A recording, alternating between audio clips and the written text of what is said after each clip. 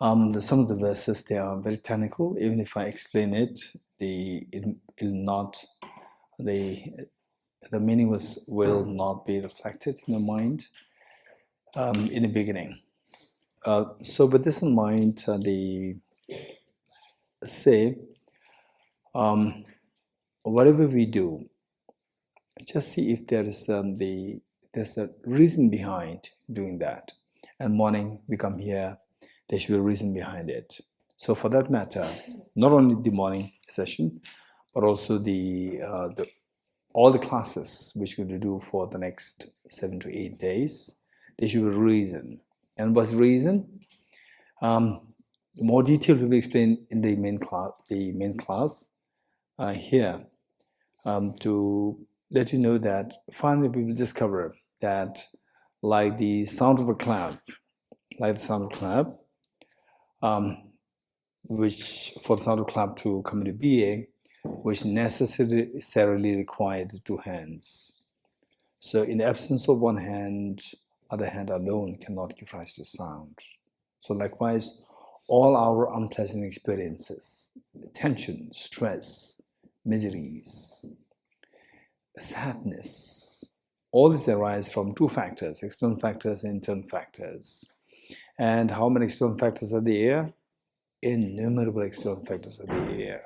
So the wise people, they will try to look for what the internal factor is, not external factors, because the external factors is innumerable number, and we cannot really think of, say, cutting the poisonous tree, just plucking the leaves, poisonous leaves.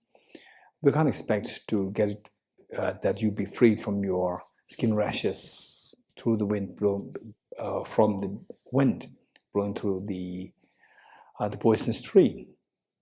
You cannot bring it to an end altogether until we uproot the tree. So likewise, the wise people will try to uproot the suffering by removing the internal factors rather than focusing on removing the external factors. Okay, so what we're doing here is the internal factors. And the internal factors, say finally your mind is going to experience happiness. For example, say it's raining. How many of you love rain? It rains, raise hands. How many are fed up with rains, particularly the Ramsar rain? Right? Okay. So what I'm saying is that, say, the rain is just the same rain, but some people enjoy. Some people, they don't like it. So which means that why? It's the same object, but some people like it, some people don't like it. Why? So where lies the difference? It's not the rain, it's something inside. So we have to fix this, what's inside which attracts these miseries. So people who look for outside to fix the problems, they're unwise. People who look inside to fix the problems, they're wise.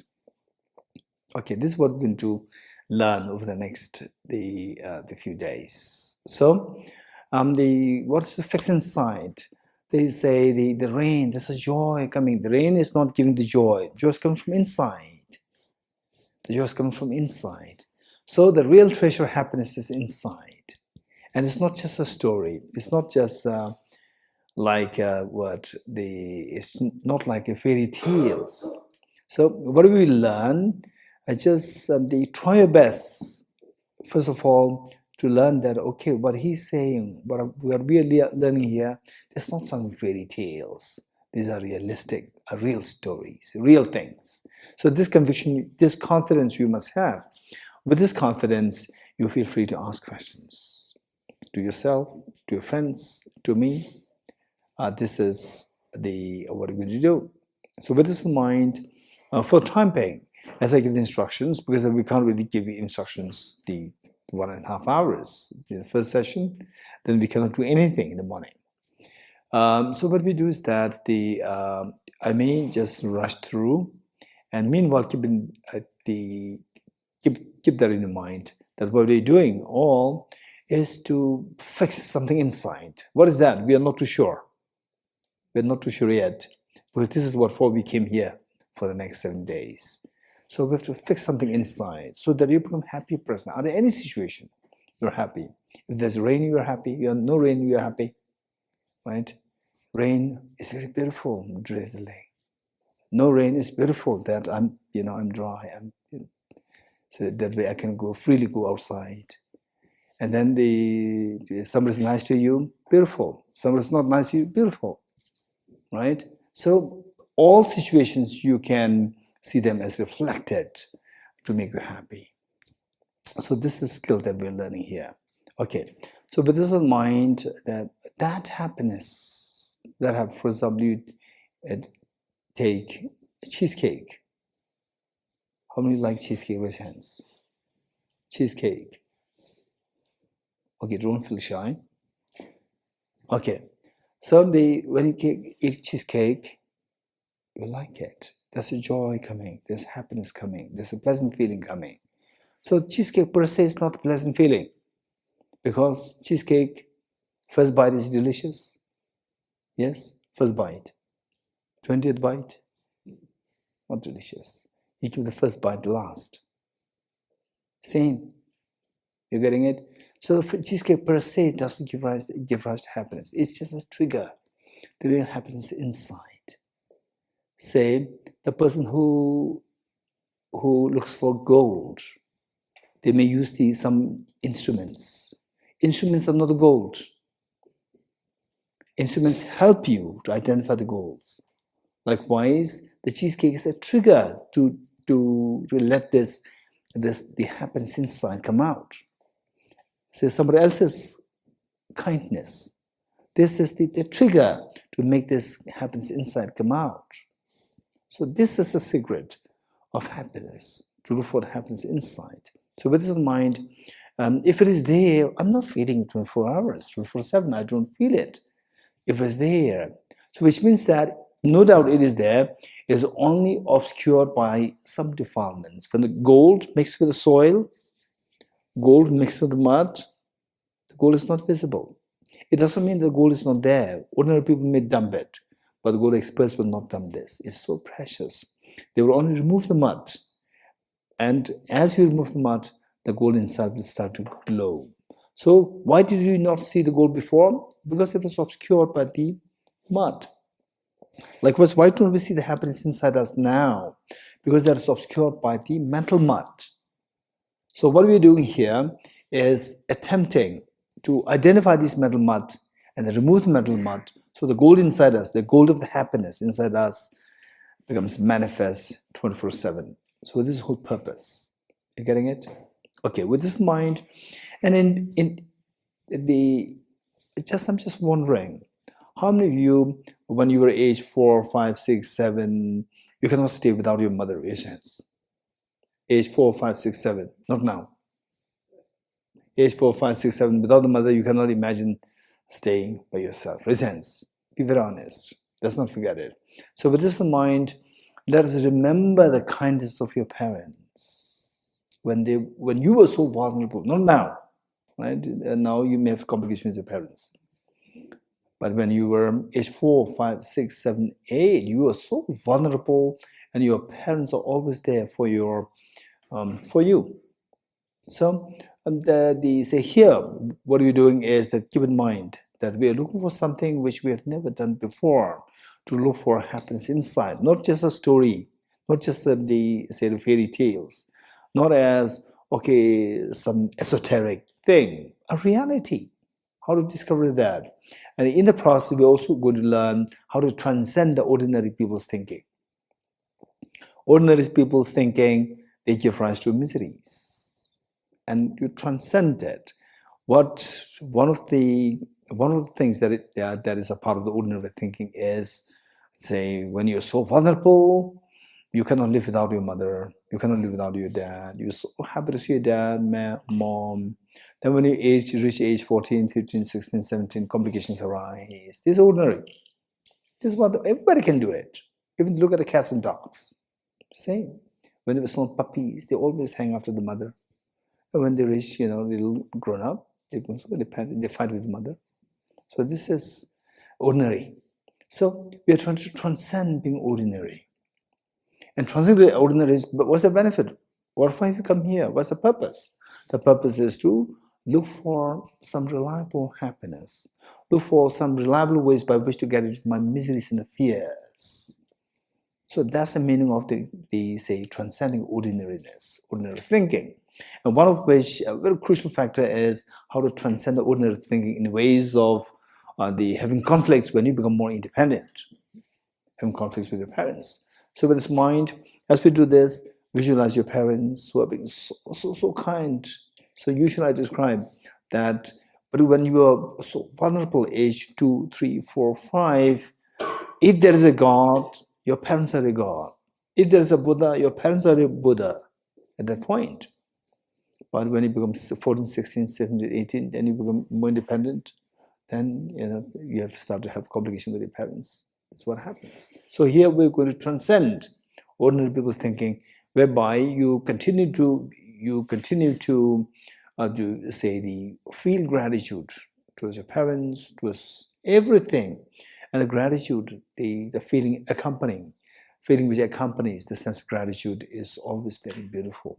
Okay, your parents and all of them, just visualize your parents and all your family members and imagine that you are given the opportunity for them to be with you, to learn how to transcend ordinary people's thinking and to learn how to extract the greatest meaning out of one's life. And so with this in mind, who are the role models, or the enlightened beings who have already awakened, they see the perfection within them, and these are the role models. So just invoke the blessings of all the role models, the Buddhist Bodhisattvas. And if you're a Christian, you can think of Jesus Christ. If you're, say, the Hindu, you can think of Ram, Krishna, and so forth, Jain, Mahavir, and the Muslim, Prophet Muhammad, and Zoroastra for the Parsis, and Baha'u'llah for the Baha'is, and maybe Einstein if you are more crazy after physics. So anybody who you seek as the source of blessings, anybody. Blessings not in the form of esoteric form. Blessing, the real blessing is where your compassion grows, where your common sense grows. This is a real blessing. Because in this life, who are the successful people? Successful, happy people. Those who are more compassionate people, who have greater sense of common sense. These are the happy people. So, say invoke the blessings of those enlightened beings who you see as very sensible person, who you see as extremely compassionate person. You take them as your role model. Today we have His Holiness the Dalai Lama. So you take them as your role model. With this is what we're going to do. And the whole purpose we're going to learn, if it is true that there's a goal inside me, my job is to remove the mental defilement. Yes, of course, this is what I'm going to do. The goal of happiness within me. If the mud is removed completely, then the gold will continue to glow 24/7. So my happiness will glow 24/7. Wow, why not? I do that. And not only that, I do that for myself. I eventually come to know that to be the happiest person is to give the maximum happiness to others. This is what also we're going to learn. This is a theme of our the being together here, the classes here. So with this mind, just visualize all these sorts of inspirations.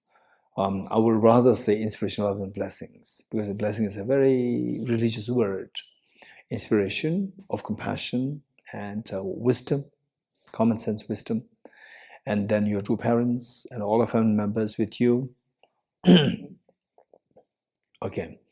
With this, just let us make a commitment that I'll do everything to remove my mental dirt, so that the gold of happiness inside me will become manifest to remain for 24/7, which means eternally happy for yourself and for all the dear sentient beings. Okay, let's take a few seconds to invoke the spirit, invoke all the enlightened beings who are the embodiment of compassion and who are the embodiment of wisdom, and also your two parents, and whatever relations that you have with your parents as of now, the bad relationships, just leave them behind and start as a new person who transcends the ordinariness, who goes to the realm of the supermundane level, a level which transcends, level which embraces everyone with happiness, where you become like a mother and all others are like children. And imagine that the whole purpose is to get rid of the mental defilements, so the gold of the happiness inside will become manifest in its full form.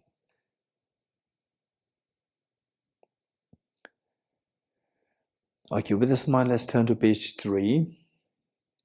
Page 3. As we read this, let us remember what I said yesterday. Reading with the words, where the words flow, and also the meanings reflected. Words flow and the meanings reflected. This is what we're going to do. Enthused by great compassion, you taught the Immaculate Dharma to dispel all perverted views. To you, the Buddha Gautama, I pay homage. Okay, this is what I'm going to share with you.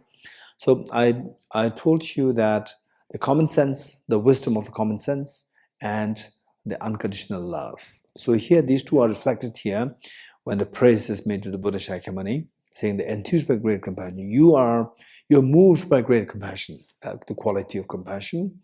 You taught the Immaculate Dharma. Immaculate Dharma is the wisdom. You taught this immaculate wisdom to dispel the mental dirt of the perverted views, wrong views, which misrepresents the world. To you, the Buddha, Gautama, I pay homage. Okay, let's say this 2 more times. Enthused by great compassion, you taught the Immaculate Dharma to dispel all perverted views. To you, the Buddha, Gautama, I pay homage.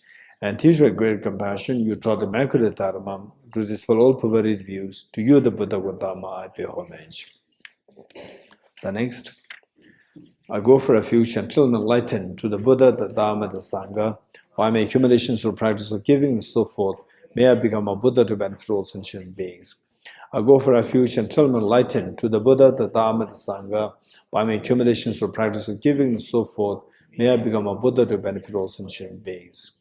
I go for refuge until I'm enlightened to the Buddha, the Dharma, the Sangha. By my accumulations through practice of giving and so forth, may I become a Buddha to benefit all sentient beings. Okay, we'll also read the Tibetan version.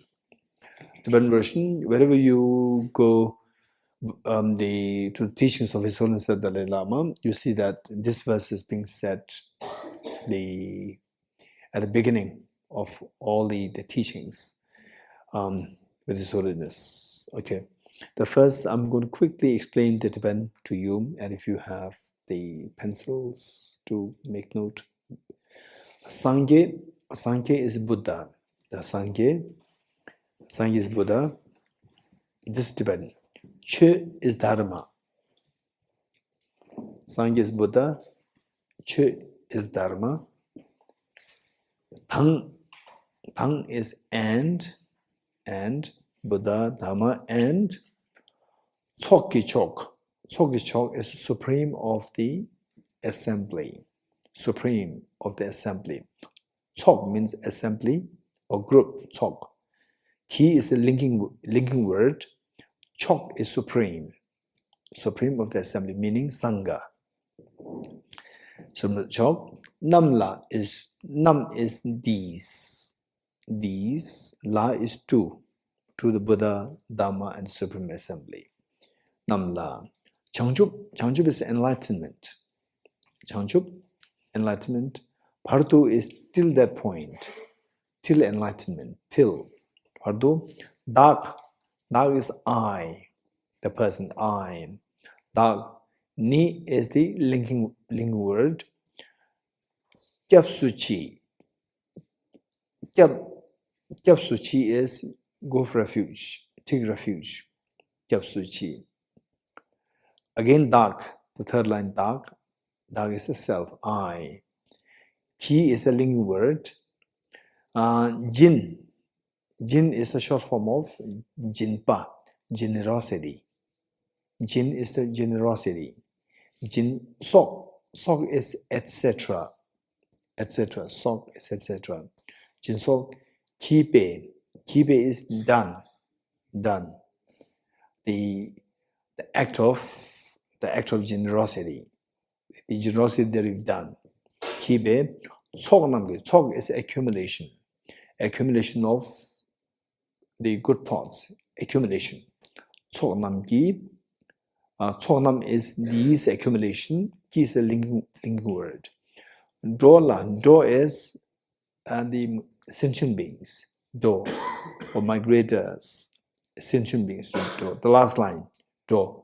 La is do. Dola. Pen is benefit. Offer benefit. Pen. Chir is for the sake of. For to benefit. Sangye is Buddha. Dubarsho is attain. Yusho is may. May I attain. May I attain Buddhahood to benefit sentient beings. Okay, they say these three times together. Sangye joda soge chonam na chanju bardo dani gyapso che dage jinso kebe sonam ge dola benjir sangye jo bare sho sangye joda soge chonam na chanju bardo dani gyapso che dage jinso kebe sonam ge dola benjir sangye jo bare sho Sanye joda zoge chonam na chanjo bado dani gyapso che dage jinso kebe sonam ge dola benjere sanye rubare sho.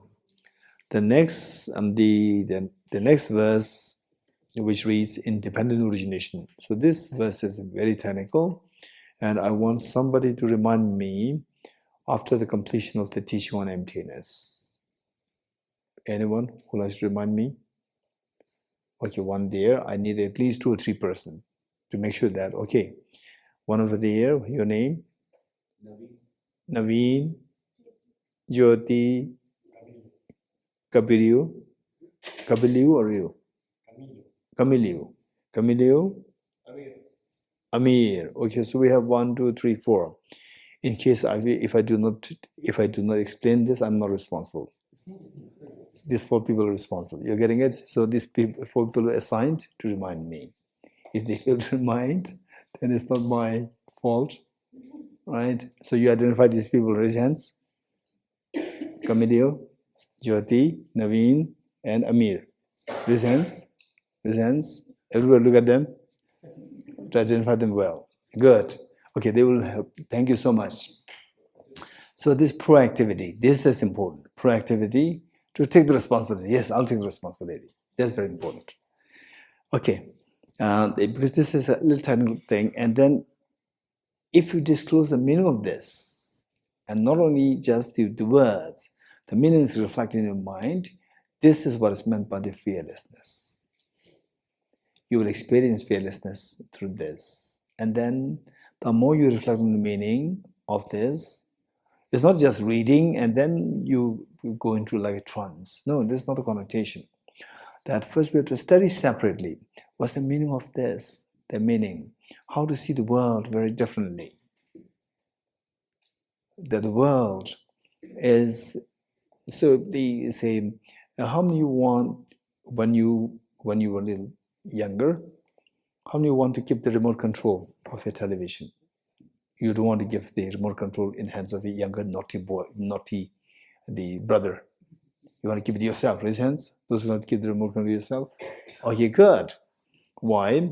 With the remote control, you have the choice to decide what channel to watch. Likewise, you come to discover that as of now, what we see, that remote control is outside. It rains, it affects me. The COVID, it affects me. My neighbor throws the garbage next to my door, it affects me. My mom said, hey, it's already 6 o'clock, it affects me. Right? So, but everything affects me. It's all like if the world is controlling me. When the world is controlling you, you have no freedom. No freedom is misery. Misery is samsara. Now what we learn is that these are all the projections of my own mind. The remote control is in my own hand. These are all the projections of my own mind. Right? Say, to see things beautiful or as not nice is in my hand. Right? Okay. The flower. What is a flower? There's no leaves there. Again, it's disturbing you. A beautiful flower without leaves. It's very interesting. So, same object, whether it'll give happiness or not, is entirely in your hand. Remote control is in your hand. So, another way of how we are being benefited from this class is to learn that how to make the remote control, keep the remote control in your hand, remote control of happiness in your hand. This is another skill that we're learning. So this verse, you have to study it so well, reflect on the meanings, and then once you come to realize that all these are just a projection of your own mind, bad, good, everything is just projection of mind, you transcend it. You transcend. Everything is, all the remote control comes in your hand. That's so beautiful. This is when your happiness is in your hand, and that 24 hours, since that you want happiness, 24 hours you'll have happiness. Okay, this is the skill. And this verse is so precious. We're going to learn it after completion of the teaching on emptiness. Okay, let's read this together. In dependent origination, there is no ceasing, no rising, no annihilation, no permanence, no coming, no going, no separateness, no sameness. I prostrate to the consummate Buddha, the supreme among all teachers, the one who taught this peace, which is free of elaborations. And the next verse is again a little technical. This comes later, but this is more like a very comprehensive the part. We'll read this together. I prostrate to the mothers of the hearers, the Bodhisattvas and the Buddhas, which through the knowledge of all lead hearers seeking pacification to complete peace, which through the knowledge of paths causes those helping migrators to achieve the aims of the world, and through the possession of which helps subdue and expand a variety of teachings. The one who has transformed into the reliable guide, motivated by altruism to benefit sentient beings. The teacher, Sugata and protector, to you I make prostrations. The one who has eliminated the web of conceptualizations and is endowed with the divine bodies of the vast and the profound, who eternally shines forth the forever noble light rays, to you the Buddha make prostrations. Inspired by wisdom and compassion, today in the Buddha's presence, I generate the mother full awakening for the benefit of all sentient beings. Okay, next we'll recite the mantra. And again the same thing, although the mantra, the meaning of the mantra is given just below the mantra, but we have to know the meaning word by word. We have to know the meaning word by word. And perhaps we will do the meaning of this mantra tomorrow. Again, somebody should remind me. Anyone with hands? Here, your name? Johannes. Anyone else? Yes? Mary? Marianne. Johannes and Marianne will remind us tomorrow the meaning of this mantra. Because without the meaning, then it's okay. Without understanding the benefit of the paracetamol, if you're sick, when you take the paracetamol, does it help or not? Without knowing that this paracetamol, the mothers, they give the small children when they are sick, they give them medicines, right? Does it help or not? It helps, even though you don't mean it. But if you know the meaning, there's enthusiasm there. There's an inner drive there. So this will make it extremely meaningful. Although you don't know the meaning, but the benefit is there, but the benefit is much less as compared to knowing the meanings. Okay. For today, we just read it. And we'll say this. And there are some of us here who know how to recite this. I'll chant it, and those of us who are new, listen to us and join us 3 times. Now first we'll read the meaning of the meaning in English just once and followed by the mantra. Then at least you'll get some idea that this is what we are saying. All phenomena arise from causes. The causes are taught by the Tathagata. The cessation causes as well as taught by the great seer. Meaning that all phenomena of suffering, miseries, the sadness today, all these, so what's happening in Ukraine, the wars, and all over in the world, the body tension, so many people unnecessarily suffer. all because of some people who identified as leaders, the wrong thinking, that simply misled, would lead the whole world into disaster. It's very unfortunate. And this is all because of the wrong thinking. This is the cause of all these miseries everybody's going through. And what are the causes? They don't identify that these are the cause of the miseries. They think that I'm doing the right thing. It's all ignorance. So, what are the causes? They are taught by the Tathagata. Tathagata meaning the Buddha. And how to bring the end to these causes so the miseries will dissolve. This is also taught by the great seer, the Buddha. The Buddha doesn't mean only the Buddha Shakyamuni. Buddha means each one of us. When you are able to remove the mental dirt, you become the Buddha. Buddha means, it's a Sanskrit word. It's nothing to do with Buddhism. Buddhism is a system. But Buddha means awakened one, awakened, awakening. This is the meaning of the Buddha. Anybody can become Buddha. Anybody. And over from the classes we learn that everyone has the seed to be awakened as the fully enlightened being. So that is the meaning of Buddha. Anybody who's awakened is referred to as a Buddha. It's not necessary that somebody who started what today we call as the Buddhism. He is one of the Buddhas, but each one of us, we can become Buddha. Okay. So the Buddha taught it. Buddha taught to identify what the causes of miseries are and how to bring an end to these causes. Okay. Or else I think we'll do it right there. Om, right? Om is with Om, without Om is fine. Here in this context, with Om, without Om is fine. If you want to include the Om is a syllable which you find so often used in Jainism, Hinduism, Buddhism. So this we have to know the meaning. The Om is constituted of 3 letters: A, U, Ma. A, U, Ma. So these 3 together, combined together, it doesn't make it makes Om. And don't ask me how. This is how the language works. For example, P-U-T, put. Right? P-U-T, put. Not P-U-T, put, but C-U-T, cut. Not good. Right? Why? Okay, there must be some native English speakers. Raise hands. Native English speakers. 1. Many of you here. Okay, you tell me. C-U-T is cut. P-U-T is not put, it is put. Why?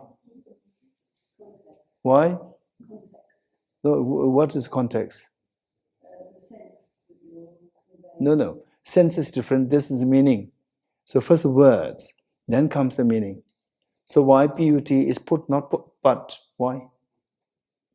This is how the language works. This is how the language works. Likewise, A, U, Ma combined together is Om, not Okay, so this is Om. Given that this is made of 3 this syllable is made of 3 letters, A, U, Ma, these 3 letters, they represent your body, speech, and mind. And the body, speech, and mind of you when you become enlightened. So, with this, the recitation Om, this should remind you that I should become transformed. I should not remain the miserable person. I should not remain the suffering person. I should transform my body, which is so gross, so prone to sickness, aging, hunger, thirst. So this body must be transformed to the enlightened body, where you don't have to rely on the food, shelter, and so forth, where you be totally free of all external the factors. And the speech, your speech, it can easily offend others. It's not so pleasant. So whereas my speech, this must be transformed into speech which is so pleasant to everyone to hear. And the mind, again, we say somebody says that what a stupid person, and then easily you feel offended. you feel so angry, unhappy. And instead, say, whatever the things that you see, they should serve as a trigger for your happiness. Whatever you hear somebody saying, pleasant things, nasty things, all should serve as a trigger for your happiness. So this should be your mind. Even this mind has been transformed. So if your body, mind, body, speech, mind, if these three are transformed, this is what is known as the awakened being. You're awakened. So why this is known as awakened? This we have to learn. So with this mind, as we recite Om, this should remind us that I should not remain as an ordinary person. I should transcend myself to reach to the level of the perfection of my body, perfection of speech, and perfection of my mind to become the awakened being, where all the mental dirt are removed, and that the true nature, the gold of happiness within me, the treasure inside me, is unraveled fully. Okay, so that should be the meaning of the Om. So the next is how. How can you do that? Ye dharma. Ye is these. Ye these. Dharma is phenomena. The phenomena of suffering, phenomena of happiness, miseries, and so forth. Dharma hetu. Hetu is a cause. Hetu is a cause. Prabhava is arise. All these experiences of happiness, joys, sadness, miseries, they don't arise randomly, they arise from their respective causes. Hetum tesham tathagata. Hetum is a plural form of cause. Hetum is a plural form of hetu. Hetu is a singular, hetum is plural. Hetum tesham is these. Tesham is these. Ye dharma, ye is, these are form just expression of the something plural, something multiple. But then tesham is precisely these. Tathagato is the one who has gone to the ultimate, referring to the Buddha. Tathagato, Hyavatat is taught. What are the causes? What are these causes of the miseries? They are taught by the Tathagata. Tesham Jayo. Tesham is, again, these. Jayo is whatever. Whatever of these causes, Nirodha cessation, to bring an end to these causes, end of all these causes. Tesham Jayo Nirodha Evam. Evam is thus. Vadi, again, Vadi is a taught. Mahashramana. Maha is the great, Shramana is the seer or the saint. The great seer, Yeswaha. Yeswaha is established as thus. So, all phenomena arise from causes. What the causes are taught by the Tathagata. How to bring the cessation of the causes is also taught by the great seer. Okay, we'll say this together now. Om ye dharma hetu prabhavam hetum tesham tathagato hyavatat tesham chayo nirodha evam vati mahashramanaye swaha. Om ye dharma hetu prabhavam hetum tesham tathagato hyavatat tesham chayo nirodha evam vati mahashramanaye swaha. Om ye dharma hetu prabhavam hetum tesham tathagato hyavatat tesham chayo nirodha evam vati mahashramanaye swaha. All phenomena arise from causes. The causes are taught by the Tathagata. The cessation causes as well as taught by the great seer. Profound, peaceful, eruption-free, clear light and non-composite. Such is the nectar light Dharma I have discovered. Finding no one who can fathom this teaching, in silence I'll return with words. Beyond utterance, thought and expression is the perfection of wisdom, which is unborn, unceased, and has the nature of space. Is the object of apprehension of self-realized wisdom. To you, the mother of the Buddhas of the three times, I be obeisance. All composite things are impermanent. All contaminated things are the nature of suffering. All phenomena are the nature of emptiness and selflessness. Transcendent soul is peace. The Guru is the Buddha, the Guru is the Dharma, likewise the Guru is the Sangha. The Guru is also everything wholesome. I go for refuge in the Guru. By the sound of the vibrant drum of Dharma, you liberate all beings of miseries. I beseech you to kindly remain and give teachings until the end of the expanse of billions of eons. The Buddha does not watch the negativities of beings, nor does he remove their miseries by his hands. His spiritual realizations are not transferred to them. It is by teaching the truth of the suchness that the beings are liberated. With folded hands, I beseech the Buddhas of all directions to shine light of Dharma for all bewildered miseries gloom. If you are attached to this life, you are not a spiritual practitioner. If you are attached to samsara, you have no renunciation. If you are attached to your own self-interest, you have no bodhicitta. If there is grasping, you do not have the view.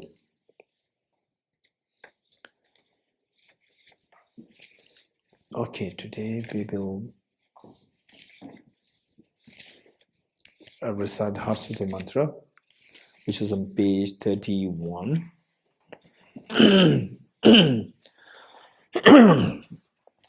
From tomorrow we'll read the Heart Sutra, the full Heart Sutra, but today we'll just read the Heart Sutra mantra. And for the Heart Sutra, to give you a little bit of background of Heart Sutra and the more detailed explanation, I'll do it tomorrow. Heart Sutra, it was taught in Rajgir, the Vulture Speak, or the Vulture Speak. This is where the Heart Sutra happened. And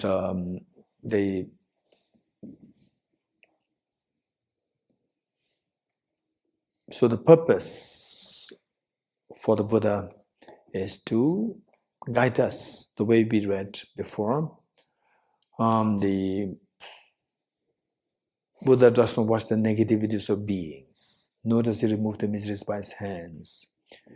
He does not transfer spiritual realizations to us. It is only through giving the teachings that the beings are liberated. This is what we read just now. So, as we discussed yesterday, if somebody levitates in the air for like 2 minutes, everybody will be mesmerized, will be so trapped there and they fascinated. But what do the individuals get? They get nothing. Do you agree with me? That they get nothing by seeing somebody levitate in the air. It is his or her own, I'll say, the feat. But for you, as a spectator, what do you get? Just wow, that's it. There's nothing. You don't get anything. So the Buddha may perform all these miracles, but these are so trivial as compared to the actual transformation that can possibly happen to you. That transformation takes place through changing your mind from ignorance to the wisdom, being selfish to selfless, altruistic, being very compassionate. So that is the magic. So that happens only through somebody giving you the guidance, teaching you how to do that. So the Buddha, of all the activities of the Buddha, the activity of the giving teachings to the beings, how to transform your mind, that is the supreme of all. So with this, they say, only with the Buddha giving us the instruction, we try to subject this to ultimate analysis, and subject this to analysis to see if it makes sense.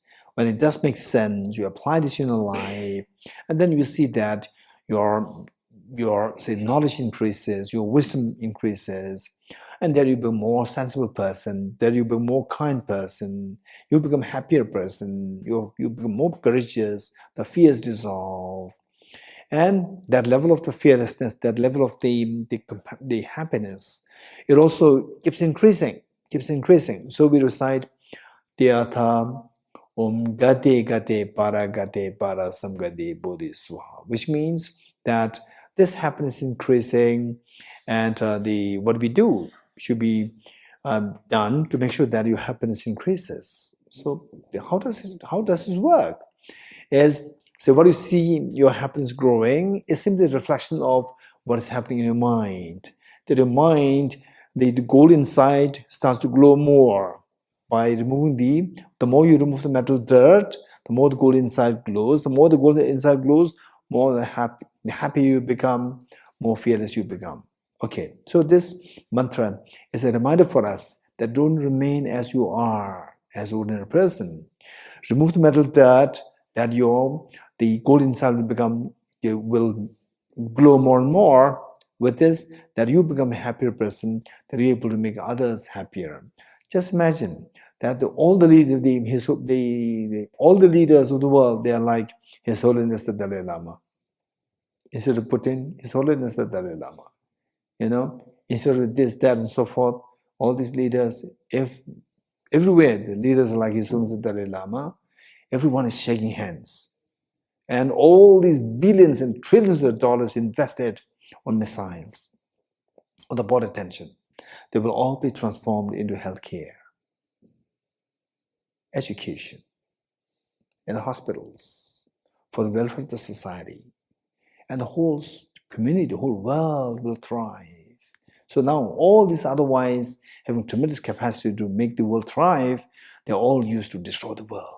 This is what is happening when the leaders go wrong. So who are the future leaders in this life? The younger ones. And future lives, we, each one of us. We should take the responsibility that I should become a leader to lead everybody from the darkness of the wars to the light of the happiness, light of the wisdom. So this should be the commitment that we're going to make. So as you recite this mantra, you should remind. And then what these are, Gade, Gade, they have their own respective deeper meanings, which if we do get time, I'll explain it. Okay, we'll recite this these seven times together. Teata Om Gade Gade Paragate Parasamgate Bodhiswatyatha Om Gate Gate Paragate Parasamgate Bodhiswatyatha Om Gate Gate Paragate Parasamgate Bodhiswatyatha Om Gate Gate Paragate Parasamgate Bodhiswatyatha Om Gate Gate Paragate Parasamgate Bodhiswatyatha Om Gate Gate Paragate Parasamgate Bodhiswaha.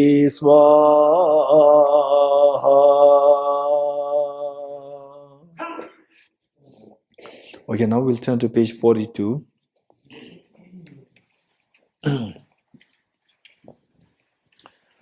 Now, what we're reading here, this is the roadmap to removing your mental dirt. To remove the mental dirt, to experience the total fearlessness, the infinite happiness. what should we be doing? So the whole roadmap is given here in 14 verses. Okay, we'll read this together, and the meanings are self-explanatory, except that there are some technical parts which you require to refer to the footnotes or the endnotes. This is composed by Lama Tsongkhapa. The foundation of all good qualities is a kind and perfect pure Guru. Correct devotion to him is the root of the path. By clearly seeing this and applying great effort, please bless but I rely upon him with great respect. Understanding that the precious freedom of this rebirth is found only once, is greatly meaningful and is difficult to find again. Please bless but with the mind that unceasingly day and night takes its essence. This life is as impermanent as a water bubble. Remember how quickly it decays and death comes. After that, just like a shadow follows the body, the results of virtues or non-virtues come or follow. Finding firm and definite conviction in this, please bless me always to be careful to abandon even the slightest negativity and accomplish all virtuous deeds. Samsaric splendors are unsatisfying and unreliable. Seeking them to the door is all suffering. Recognizing these shortcomings, please bless me to generate strong wish for the bliss of liberation. Led by this pure thought, mindfulness, and alertness, great question arise. The root of the teaching is keeping the Pratimoksha vows. Please bless me to accomplish this essential practice. Just as I have fallen into the sea of samsara, so have all other migratory beings. Please bless me to see this, train in supreme bodhicitta, and bear the responsibility of freeing migratory beings. Even if I develop bodhicitta, but I don't practice the three types of morality, I'll not achieve enlightenment. With my clear recognition of this, please bless me to practice the Bodhisattva vows with great energy. Once I've pacified distractions to wrong objects and correctly analyzed the meaning of reality, please bless me to generate quickly within my mind stream the unified path of calm abiding and special insight.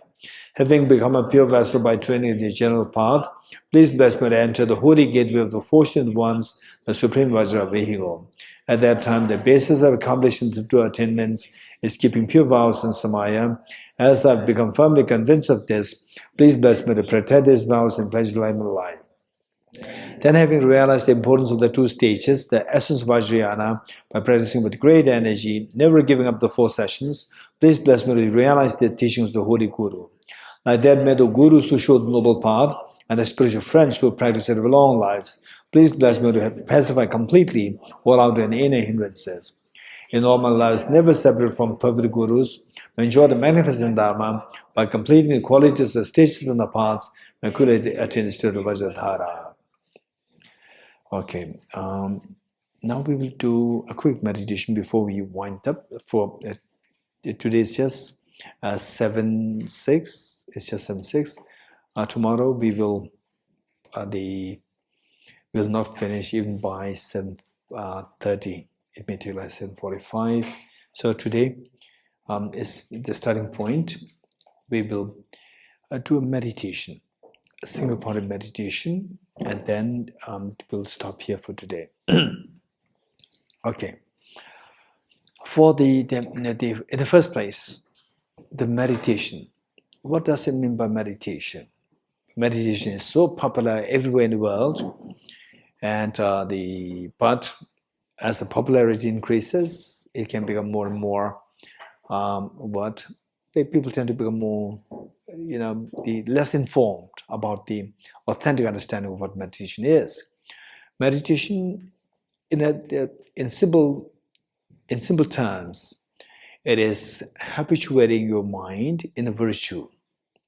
Habituating your mind in a virtue. This is the meaning of meditation.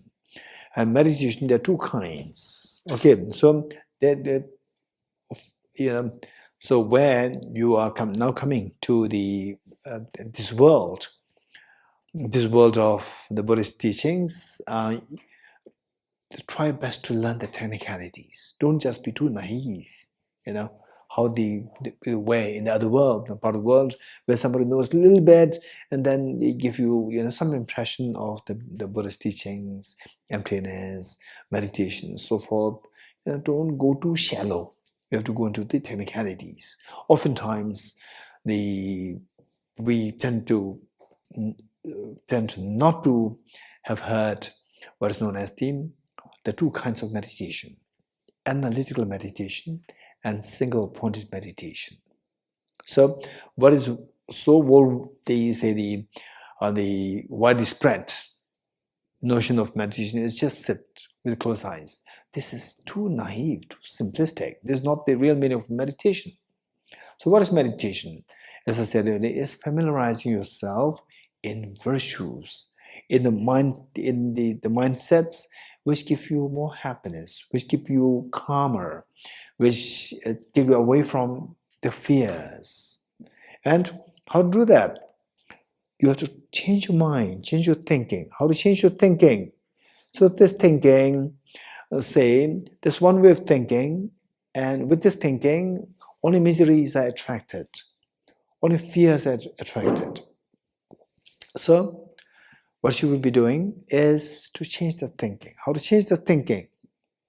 So what he said is that the Buddha doesn't watch the negativities of the beings, nor does he remove the miseries by his hands, nor does he transfer spiritual realization to others. It's only through teaching. Teaching means to change your cognitive thought processes. So cognitively, you should be transforming, and effectively, you should be transforming. So where there is no light, you have to create the light, a cognitive ability. You have to create this cognitive ability. And then with this cognitive ability, the light is the purpose of spreading. The light spreads. So this, with cognitive ability, you spread your mind with compassion towards the beings. So for these two, how to spread and how to ignite this light of the wisdom requires a cognitive transformation. Now, once you have this light, only then you need to stabilize this light. Even if you have a light, say in dark, you want to read a book, but it's dark. You light a candle from the corner of the room. There's the wind blowing, and the candle flame flickers. So it strains your eyes. So what should we do? We should make sure that the light is steady. Not only the light, but the light should be steady. So this light is symbolic of the cognitive transformation, the cognitive ability that you're building. And the steadiness is the single-pointed meditation. You're getting it? So meditation there too. One is to build your cognitive ability that requires analytical meditation. Other one is once you, with the analysis, with the analytical power, you're able to create this light, then keep the light steady. For this, we require the single-pointed meditation. So meditation is of two kinds. Cognitive, the transforming meditation, referred as the analytical meditation, and the other one is single-pointed meditation. So what is being, so the widespread known as meditation is only just touching this part. Only even that, not a full story of the single point meditation. It's just a part of the single point meditation. So here, all these classes, the next 7 days, is all about the mainly is how to bring about the cognitive transformation. So to see the light, which you never saw before in the dark, to see the light of the wisdom, and to see the light of the compassion. So that can be possible only through cognitive transformation. So with a single point of meditation, it helps you to stabilize. But if you don't have this compassion, if you don't have this wisdom, there's nothing to stabilize. It becomes somebody who is always, making the mug, making the cup, but there's no nectar inside, no tea. You're getting it? So therefore, of course, with a single point of meditation, just focus the mind on the breath and so forth. It helps. It helps to keep your mind calm. But it doesn't guarantee the fearlessness. It doesn't guarantee the increase in your happiness. So we are doing here primarily we're going to do the analytical meditation. So analytical meditation. So all these classes are meant for the analytical meditation, single point meditation. For single point, we don't really require a lot of information. It requires, say, you're given instruction on single point meditation just for like 1 day, 2 days is good enough, and you do the meditation. But for the cognitive transformation, it requires a lot of information. You have to learn a lot. For example, how many of you have learned quantum mechanics, raise hands. Quantum mechanics in 1 lecture or 2 lectures? Quantum mechanics, 1 lecture, 2 lectures. No, it's years and years and years. It's not just 2 plus 3 equals 5. Quantum mechanics is very complicated. Relativity theory, very complicated. You require many lessons, not just 1 or 2 sessions. You getting it? So for the analytical meditation, you require a lot of the information. You've learned a lot. But for single point meditation, you don't require a lot of information. 1 day, 2 days, good enough. For example, I'll give the instruction right now for single point meditation. It will be not more than 7 minutes. Ready? Okay. For single point meditation, what you can do here is single point meditation. All the classes, otherwise, they are for the analytical meditation. Okay. For single point meditation, on the meditation in the first place, do it properly or don't do it. Do it properly or don't do it. If you do it improperly, you can build a very bad habit. And to undo the bad habit will take a lot of time. So do it properly or don't do it. There are several things. There are 2 things in your life. One is something is better than nothing. Other one is nothing is better than something. You're getting it? So for the meditation, it is not that something is better than nothing. It is nothing is better than something. Don't forget it. So if you do it properly. Right? Simply because, somebody is saying that you meditate and you do it wrongly, it can, and in worst cases, it can make your mind go crazy. You can become neurotic, you can become, all these wrong things can happen. And then to control this mind is very difficult once it goes haywire. So you have to do it properly. Right? But don't be too scared. The only thing is that you need the good instruction. Okay, so any meditation is fine. Hindu meditation, Buddhist meditation, Jain meditation, Muslim meditation, Sufi meditation, and then the Christian meditation. Any meditation is fine, right? As long as it's coming from an authentic source. Okay, so with this mind, 4 things to keep in mind for single point meditation. 4 things to keep in mind. 1, the body posture. Number 2, focal point. Number 1, body posture. Number 2, focal point. Number 3, identifying the errors of meditation. Number 4, applying the remedies to overcome the errors. Let me repeat it. First, body posture. Number 2, focal point. Focal point meaning what are you going to meditate on? Focal point. Number 3, applying the remedies to overcome the errors. Applying the remedies to overcome the errors. Number 3 is identifying the errors of meditation. Number 3, identifying the errors of meditation. And then number 4, applying the remedies to overcome the errors. Okay. So each one of them has to be explained. First, the body posture. Body posture, if possible, this particular body posture is known as the 7-limb body posture. 7-limb posture of the Buddha Bodhicitta. And it's not that this is the only body posture. There are various kinds, all are correct as long as they are coming from authentic source. Okay, so for this, the one is the cross-legged position, which is very popular.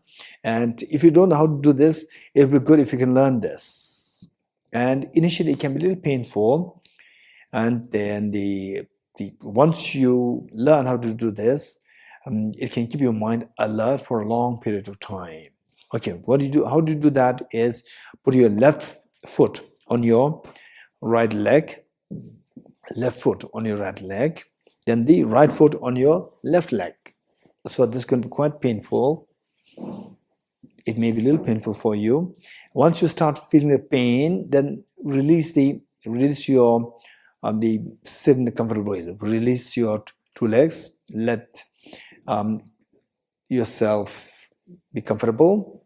Once the pain is gone, again bring it back. This is how we train. And once you learn how to do this, it's very comfortable. It's very comfortable, and you can sit in this position for like 2-3 hours very easily. And where the mind, you can retain your mind more fresh and alert for a longer duration of time. Number one. Number two is body upright. Body upright, never sit like this. Always learn how to sit with body upright. This is extremely important. And particularly if you are a long-term meditator, you can see the difference between, in your mind, the freshness of the mind, where your mind, when your body sits like this, with a hunchback, or sits upright, you can see the difference in the clarity and the freshness of the alertness of your mind. And that even when you are not meditating, just learn how to sit upright. And so where you feel a little tired, keep the body upright and you can lean, but not during the meditation. During meditation, never lean against the support. Only if you have backache problem, knee problem, you're exempted.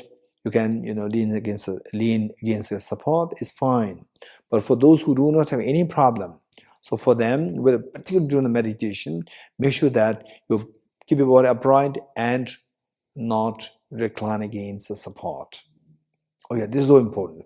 And while you keep your body upright, make sure that your body is flexible. It is not rigid. Keep your body flexible. This is so important. Otherwise, when you start doing the meditation, there's a tendency that when you keep your body upright, unintentionally, or say spontaneously, the body tends to become like a fix, or they become rigid. And if you're not mindful of that, then within 2-3 days time you'll start to have the body pain. So make sure that while you sit, keep your body upright, it is flexible, it is not rigid. This is very important. Then next, your head tilted forward a little bit, Then the next most important thing is eyes not closed. Eyes not closed. Eyes half open, naturally half open, 45 degrees cast down and ignore. Eyes naturally half open, 45 degrees cast down and ignore what your eyes are doing. Just keep it open and just stay there. That's it. And then breathe normally. Breathe normally. Don't force your breath. Don't control your breath. Just breathe normally. And the tip of the tongue should touch the upper palate. Tip of the tongue should touch the upper palate to avoid excessive accumulation of saliva in your mouth. Okay. And then the lips and the teeth in their natural course. No need to force yourself to keep them closed or open. Just keep them in the natural course. The most important thing is breathe normally. Breathe normally. Then your right hand on your left hand, with the tips of two thumbs joining, two thumbs standing, and tips of two thumbs joining, forming a triangle. Place the two hands on your lap in a restful state. Okay, this is your body posture. And breathe normally. Sit upright, relax. This is your body posture. Eyes not closed. If you keep your eyes closed in your meditation, it's very dangerous. And some people they close. They just give, when they give the instruction, they will say, "They close your eyes." No, this is not a wise advice. Only when you become a good meditator, meaning that when you get some degree of, say, the expertise in meditation, some degree of familiarization in meditation, then there are some meditation techniques whereby you have to keep everything dark meditation. These things are there, but that is at a different level, not now. So beginners, we must train with your eyes open. With eyes open, if you learn, then with eyes closed, it's very easy. With you always do your meditation with eyes closed, then with eyes open, you can never do meditation. Whole purpose of meditation is that your mind must be controlled with the eyes open, eyes closed both. You're getting it?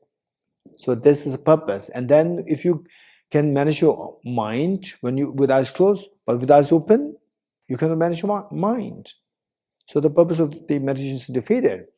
And in one day, you spend more time with the eyes open, right? So 24 hours split into 8 into 3. 24, so let's say 8 hours or 7 hours we sleep, otherwise remaining 16 hours we keep awake with eyes open. So with eyes open, you have no meditation. Okay, so the point is that with the meditation, eyes should never be closed till you become good in meditation. Till that point, you must make it a point that your eyes are open, naturally half open, 4 or 5 days cast down like this. Okay, this is your body posture. And from tomorrow, I may give you a little bit of for meditation, the single point meditation, I may give you a little bit of clue here and there. Otherwise, the main instruction I will not give. So today, the main instructions are given. So this is the body posture. What is next? Yes. Okay. So this is this hand gesture is a very natural. Your body naturally. This is very natural posture. And number one. Number two, with the natural posture, then the flow of the energy in your body, it becomes very natural. And so when all this, for the body upright, eyes not closed, and the hands, there's the crossed leg, with all these, they create the energy, create a very conducive factor for your energy to flow in the body, the channels very smoothly. So that's the purpose. It's a very natural state of your the body. Okay, what's next point? Focal point. Focal point means what are you going to meditate on? This is the question. So there are so many versions of the focal point, and we're going to do a very simple one. Very simple, yet very beneficial. And for this one is just to count your breath. Count your breath. Breathe in, breathe out. One cycle, breathe in, breathe out. Cycle 2, just counting the number of the cycles. That's it. And there are very sophisticated ones where you follow the breath. For example, like say the breath as you breathe in. So you visualizing the breath as though like a very thin white thread going through your nose, then flowing through your 2 channels.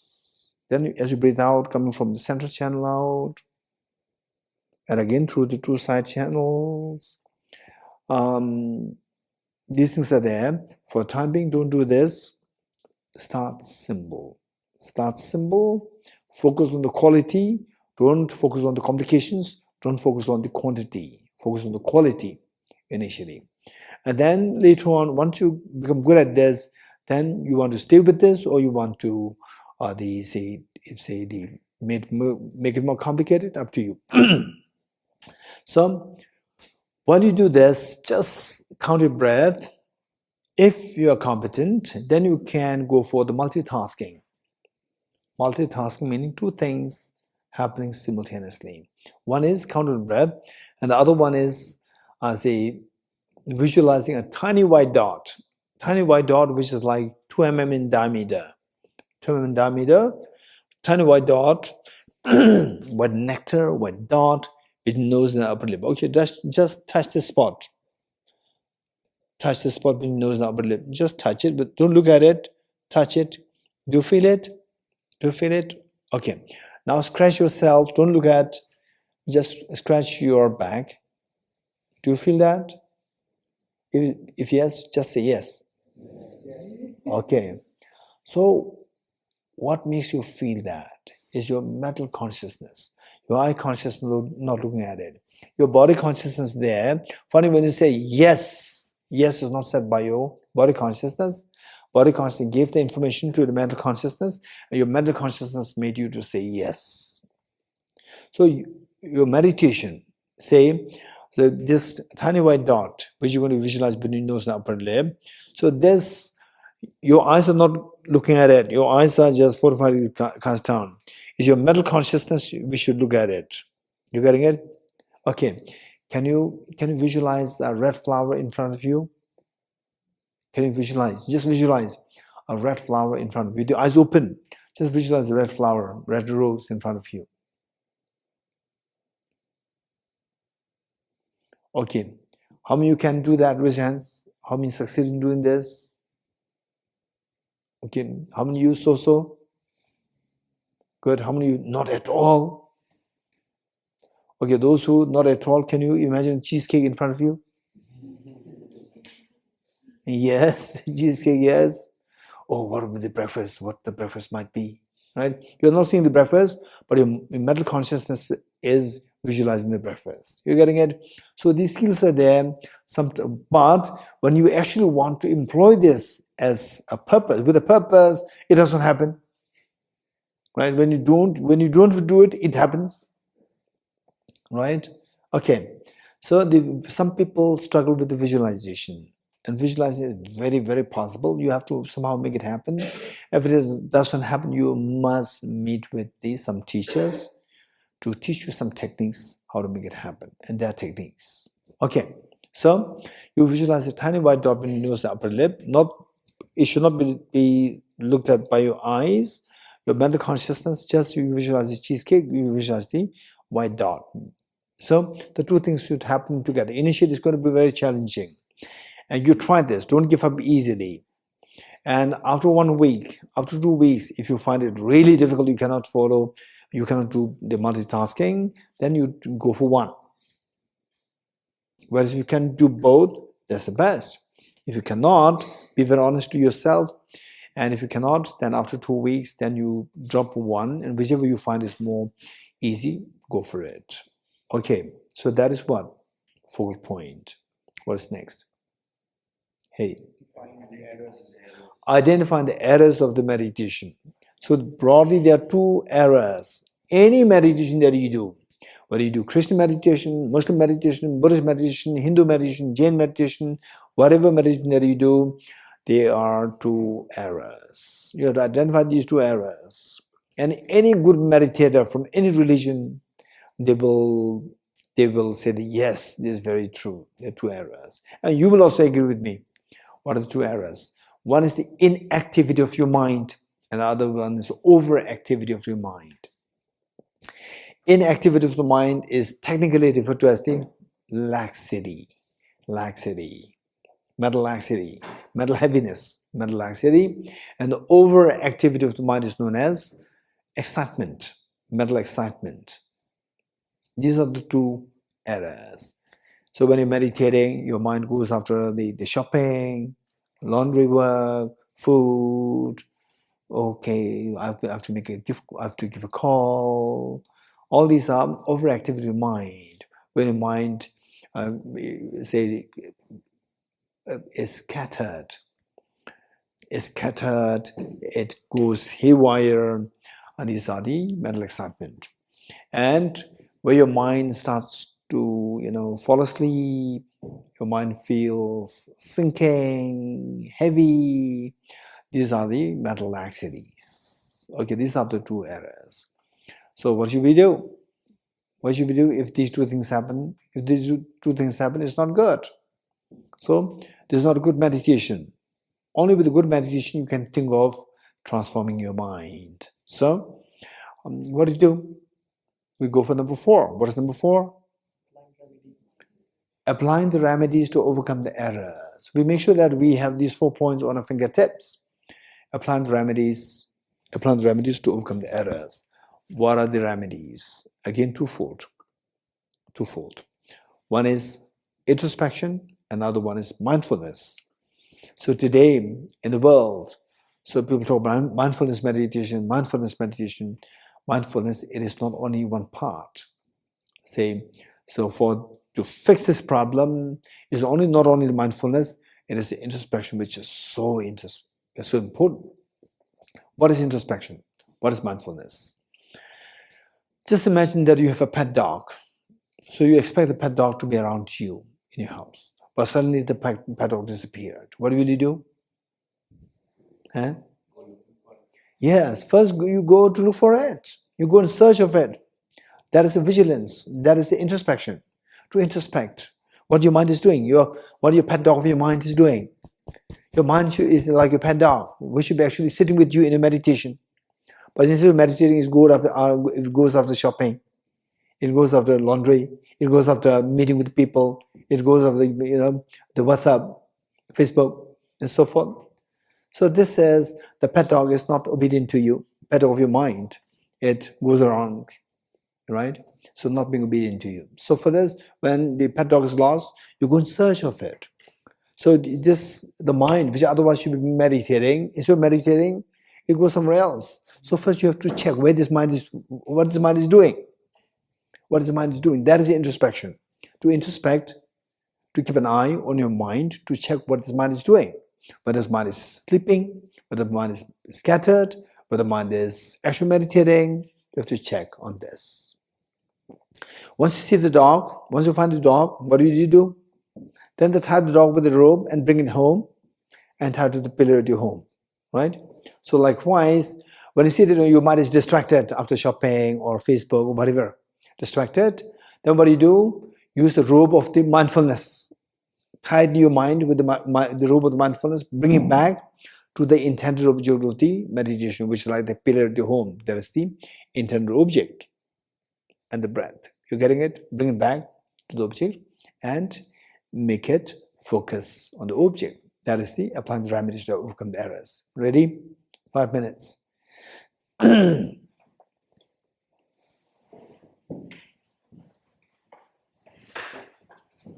Okay, first the posture, body posture.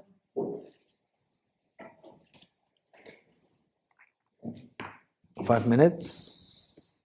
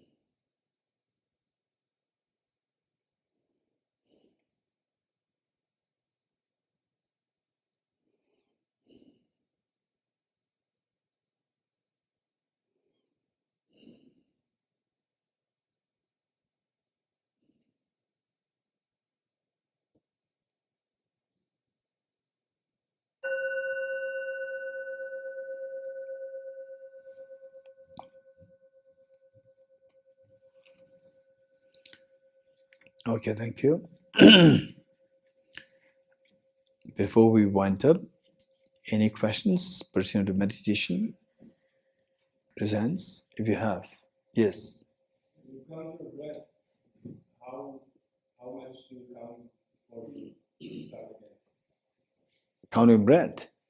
So basically, counted breath is very simple. Just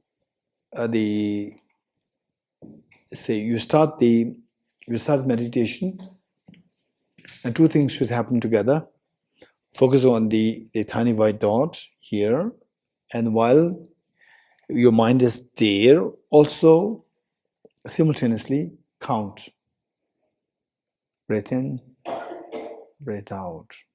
Cycle 1, breath in, breath out. Cycle 2, do that. And then in the middle of, say, the count comes to like 20, and then your mind gets distracted, then what should we do? Right? Okay, if you could remember the 20, the count that came to 20, then continue from there. If you don't remember at all, right, sometimes it becomes totally blank. Suddenly, like, you wake up meaning that suddenly you come to your sense that, oh, I'm meditating actually. And then you have lost track of your count. Then start from the zero. Yes. If it is single-pointed meditation, why do we focus on two things, the thought and the breathing? Okay. Because your mind is then oscillating between two things. Good question. Thank you. Okay. Then it is not single-pointed. Let's say that I have to keep track of the pendulum. Right? Pendulum moves. So make sure that your mind is always fixed to the pendulum. So as the pendulum moves like this, your mind should move like this. Otherwise, it's not single-pointed.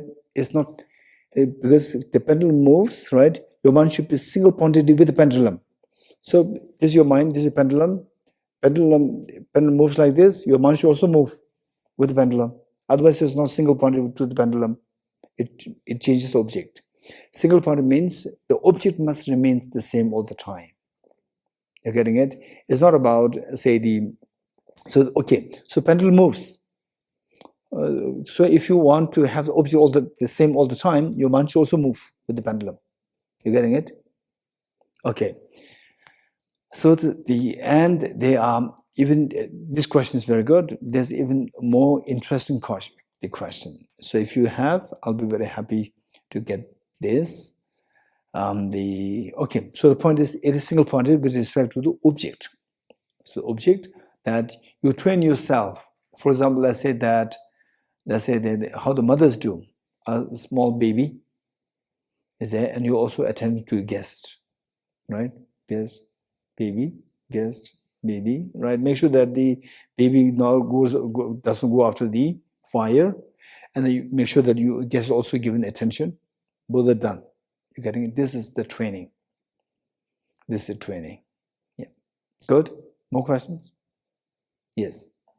So the breath itself, the movement of breath, Yes. is serving like a pendulum, like it's moving, right? So it's in, it's out. So that itself is a pendulum, and it's Exactly. So then what is this serving? So I'll say multitasking. So some people, they are terrible in multitasking, right? Say, hey, boil the water. No, I'm chopping onion. So what is it? Boil the water, and the water will keep boiling itself. Meanwhile, you can do the chopping, two things together, right? So some people, when they boil the water, they put the gas on, boil the water, and sit like this. Should no, I'm boiling the water. Then you can do both. So some people are terrible. So these are the skills that we have to develop. Particularly, eventually, when you become bodhisattvas, you should be doing 100 million things together simultaneously. So you have to learn these skills, multitasking, and that too qualitative, not just quantity, right? Yes. So in that case, you said that in single pointed meditation you would keep the object like as same. And am I not alternating, because my mind right now, let's say, simultaneously can't hold two objects. So even in multitasking in the kitchen, what I'm doing is attending to one, and then letting it happen, and then coming to the other, and then going back and forth. Boiling milk, chopping onion. Don't just let it happen like this. Milk will overflow. Keep an eye on the milk, chopping together. You're getting it? So total, right? Total, this is one object. But I don't know, the Western psychology says that the mind can always just concentrate on one thing, and multitasking is just moving the mind so frequently between the objects that you are able to multitask. But here you're saying that when I'm focusing on my breath, at the same time I have a focus here. So are you saying the mind is able to do two tasks without really oscillating? Okay, did you hear what I told Kabir?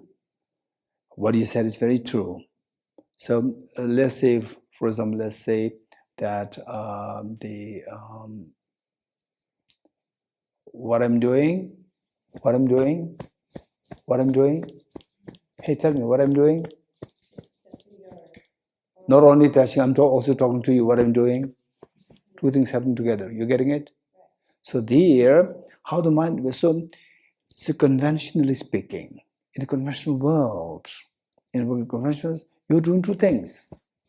You're patting yourself and you're also talking to me. Is it true or not? You cannot deny this reality. This one reality. Now, when you go more closely, go more closely, then you see that there's one part of the mind which makes my hand to move. The moment I fall asleep, what happens? My hand will fall down. You're getting it? So in order for me to keep patting, my mind should be actively giving instruction to my muscles to keep doing this. Meanwhile, talking to you, my mind should keep giving instruction so that the mind, mental consciousness, it oscillates between these two things, but it is so well trained that we can do that very effectively. But when you ask this to be done in your meditation, the mind says, I don't know. Actually, mind already expert doing it. For example, say the mother, right? Look at the baby and also to attend to the guest, right? And then these school children, more the school which is more flexible. School children look up to teacher and also the what's up. Expert, so expert. Okay, now meditation. So this is where you are not supposed to be doing, and you're doing it very effectively. Where you should be doing, you said, I cannot do it. Right? You can do it. But with good things, the mind says, I cannot do it. With the bad things, you effectively do it. Right? So for the hotel food, for the food, for the first hotel food, you spend lavishly. For this book, it's very expensive, right? How much was the cost? 300 would be very expensive, right? So this is a mindset. With something which is meaningful, your mind says, I cannot do it. But with this rubbish, your mind is so expert in doing it. The problem is not the mind being unable to do it. I think the problem is also the underlying belief, perhaps which could be mine, which is that multitasking is a myth, which is... No, so don't worry too much about the labels. Multitasking means making two things happen together. For example, boiling milk and taking care of chopping the onion happening together. Yeah. So say the one is on the technical sense, one is on the conventional sense. In the conventional sense, what is that? Multitasking, yes, she's good multitasking, yes. And people get job. If you can do multitasking, they get job. And this is undeniable reality. People who, boil the water, sit like this. Hey, chop the onion, I'm boiling water. Like these people not get a good job. Right? So that multitasking, in the conventional sense, is it a real multitasking? In the technical sense, answer is no. But the conventional sense cannot be denied because there are people who are effective in that, can get good job. And who are not effective in this, they don't get good job. This is reality. Yeah. Okay, this is what is known as conventional truth and the ultimate truth. You getting it? This is what we're going to study as a major part of this class. Over there. Conventional truth and ultimate truth. So I want to explain that question. When you are patting yourself, you are invoking a physical memory. You are creating a physical memory. You are teaching your arm to pat yourself, and also you are speaking at the same time. And it is physical. And the boiling water example that you gave is also physical and outside your body. How? So, do you mean when you say that you have to do two things, looking at the dot and breathing, you have to train your mind in like when it is like a muscle memory, but it's like a mind memory sort of thing. Yes. So basically, this again, another thing that we're going to come up with. Say, I gave the example, and when you ask me to keep patting, it's a punishment. I keep patting.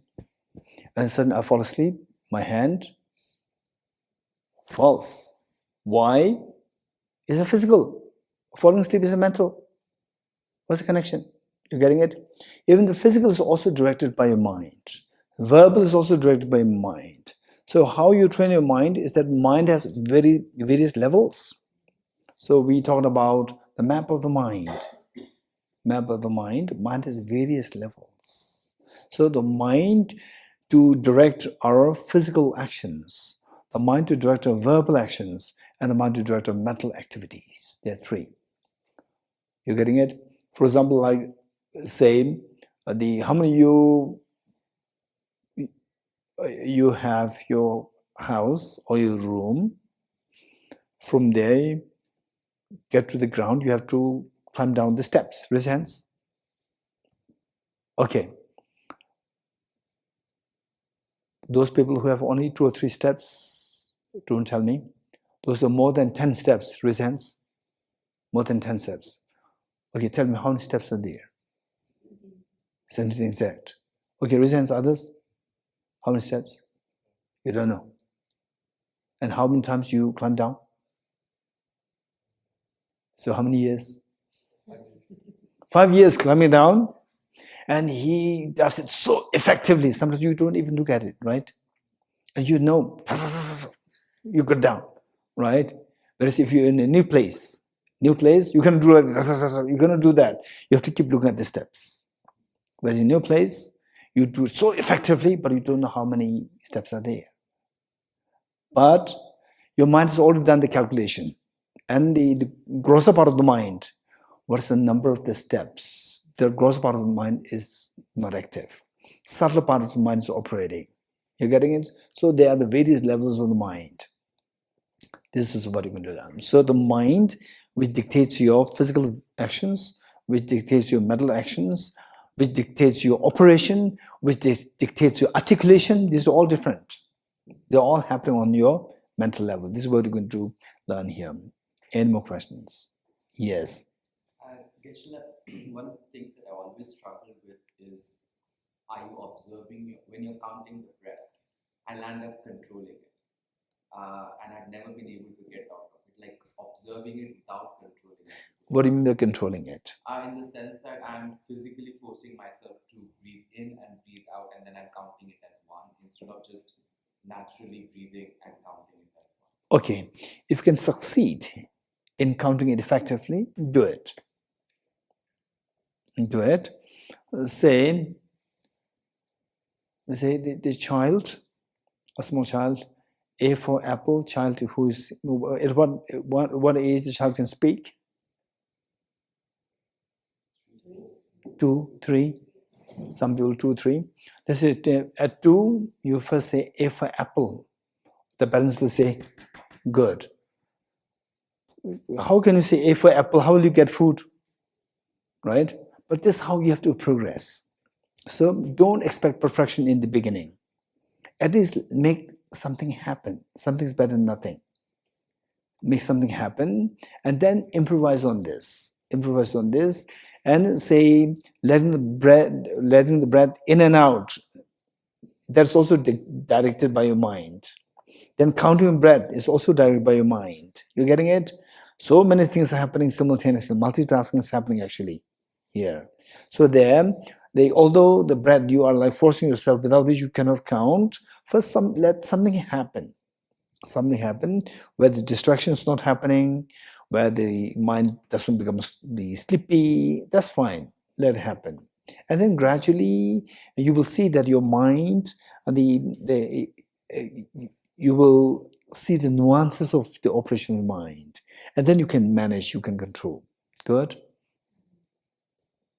Like the inactivity of mind, like besides falling asleep, it feels like the mind is always active. Like when does the inactivity era happen? Okay, when the mind sleeps. Right? Okay, let's say we are talking about meditation, and we talk about dependent origination, right? Dependent arising, and then you start to hear Tibetan arising. Dependent arising, you start to hear Tibetan arising, which means your mind is sleeping. Actually, it's not Tibetan; it is dependent. But your mind starts to hear Tibetan arising, right? Which means your mind is becoming a little sloppy. Yeah, inactive. Good. Okay, that's it. Yes, the last question for today, not this morning. When I hear you say, observe both the breath and the dot, am I understanding you as both are the same? It's one object.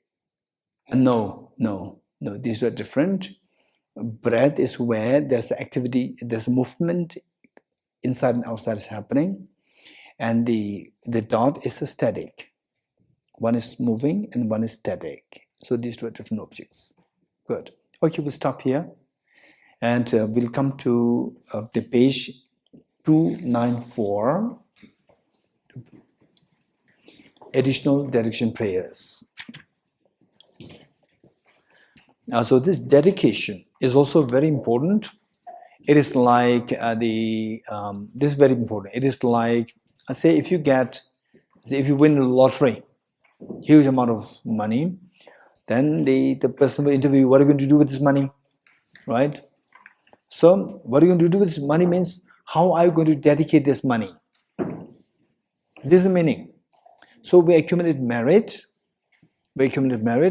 and some of you may wonder what is meant by merit, right? All these things we can freely discuss in the class. So merit is like money. When you get a huge amount of money, what are you going to use this for? What are you going to use this for? Another way of saying this is how are you going to dedicate this money? For what are you going to dedicate this money? For what?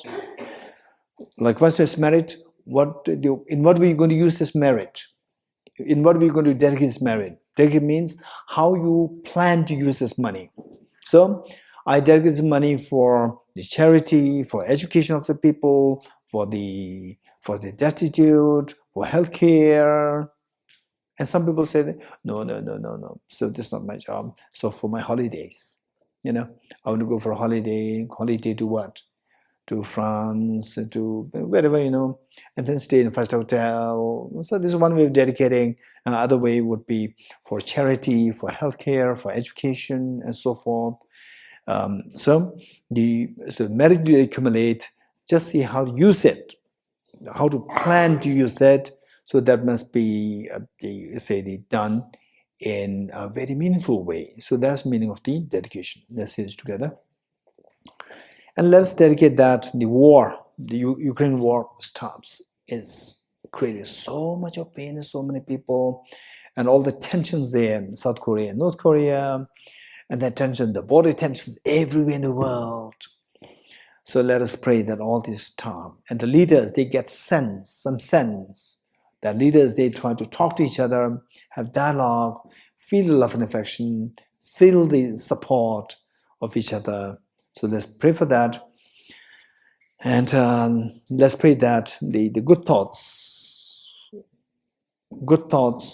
of compassion and the common sense of the wisdom take birth in the minds of all the dear mother sentient beings. In the land encircled by snow mountains, you are the source of all happiness and good. All powerful generous Tenzin Gyatso, please remain until samsara ends. Just as brave Manjushri and Samadhi too realize things as they are, also I dedicate all these matters in the best way that I may follow the perfect example. I dedicate all these rules of virtue with the dedication praised as the best by all the Buddhas who appear in the three times, so that I might perform the noble Bodhisattva's deeds. May the Supreme Bodhicitta that has not arisen arise and grow, and may their wishes arisen not diminish but increase forevermore. As long as space remains, as long as sentient beings remain, until then may I truly mean to dispel the miseries of the world. Due to the merits of these virtuous actions, may I quickly attain the state of Guru Buddha and lead all beings without exception into their enlightened state. I dedicate the merit thus gathered towards the realization that these in the prayers of all the Buddhas and the Bodhisattvas of three times, and to the upholding of the Dharma of teaching realization. May I in all lives, through the force of this merit, never separate from the four wheels of the Mahana vehicle, and accomplish all the stages of the path, renunciation, bodhicitta, purview, and the two stages. With the wish to free all beings, I shall always go for refuge to the Buddha, Dharma, and Sangha until I reach full enlightenment. May the poor find wealth, those weak with sorrow find joy. May the forlorn find new hope, constant happiness, and prosperity. May all who are sick and ill quickly be freed from the illness, and may every disease in the world never occur again. May the frightened cease to be afraid, and those bound be freed. And may the powerful find power, and may people think of benefiting one another. By the merits I've accumulated, may every single being abandon all forms of wrongdoing and perpetually engage in virtue. May they never be parted from the might of Bodhicitta, and may they always be engaged in the Bodhisattva's conducts. May they be cared for by the Buddhas and relinquish the actions of devils. May no living creature ever suffer, commit wrong, or ever fall ill. May no one be afraid or belittled, or the minds be ever be depressed. May all the pains of living creatures ripen so upon myself, and through the might of the Bodhisattva Sangha, may all beings experience happiness. Having dispelled all inner outer obstacles and downfalls, such as poverty, despair, oppression, cruelty, epidemics, and natural disasters due to environmental degradation, may all beings forever enjoy the glory of peace and happiness. Inspired by wisdom and compassion, today in the Buddha's presence, I generate the mind of full awakening for the benefit of all sentient beings. I go for refuge to Triple Gem. I confess the negativities individually. I rejoice the virtues of all the beings. I hold the precious Buddha in my heart. By the power of practicing and supplicating to you, may all be free from sickness, poverty, and conflicts, and may proliferate in all the places where we abide. The path of unity, emptiness, compassion is loosely explained by the protective Buddha Dharma and the beings of the land of snows. With the lotus hold of Tenzin Gyatso, we supplicate you that wishes are fulfilled spontaneously. May the operations of evil thoughts and deeds of the negative forces of humans or non-humans who help by merit through perverted prayers against the teachings of Buddha be totally vanquished through the power of the truth of three jewels. By the dependent realization of the profound such as appearance and emptiness, together with the force of great compassion of the three jewels and the power of the truth, and through the virtue of the infallible of karmas and the fruits, may this truthful prayer of ours be unhindered and quickly fulfilled.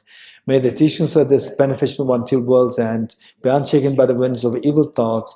May it always be met by innumerable beings who find a conviction in the teacher by understanding the teaching's true nature. May it never falter even for an instant to uphold the excellent way of the sage, which illuminates the principle of dependent origination through all my births and never giving away my body and life.